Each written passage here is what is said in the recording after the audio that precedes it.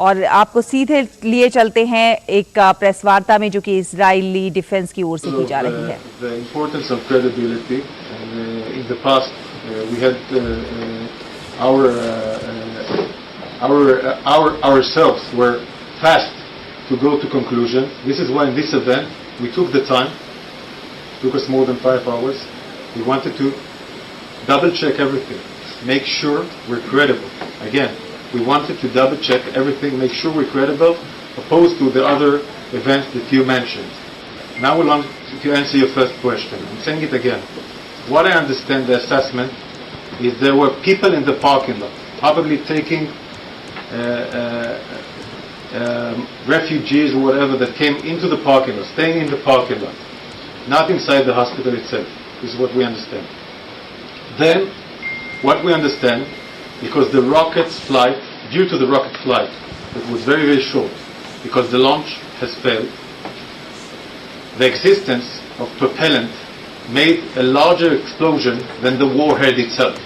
And it caused the damage of explosion that we see of the burning cars here, okay, because of the existence of a large amount of propellant inside. This is the reason all those cars have been burned, and probably the people were in this parking lot. Just to follow up, one of the difficulties with independently verifying a lot of this information is the fact that journalists are not able to go into Gaza right now. So will you open access for journalists to be able to go into Gaza? I believe there are journalists now, some journalists now in Gaza, and I can tell you another thing. Hamas has closed the area, is trying to take evidence from the area. The area is now closed. I ask you to send the journalists now in Gaza Strip.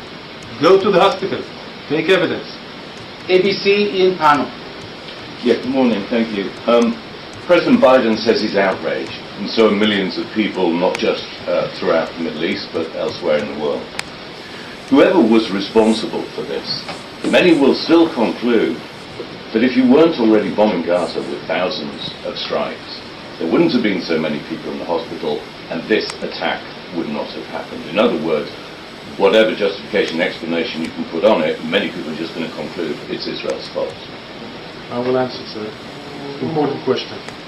We have been calling for a couple of days now for the population in Gaza City and its surrounds to go southern from Wadi Gaza, because Hamas is using them as human shield. Hamas tries in every way to keep the population by threatening, by taking car keys and other things, blocking the roads. He wants the population in Gaza City because all the infrastructures of Hamas, the terrorist infrastructures down beneath in the tunnels and in buildings among other innocent civilians, and also in sensitive locations like nearby hospitals and in mosques, etc., etc.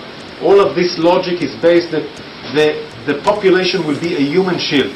This is why he's so. तो ये आप तेल अवीव से Israeli सेना के प्रवक्ता की press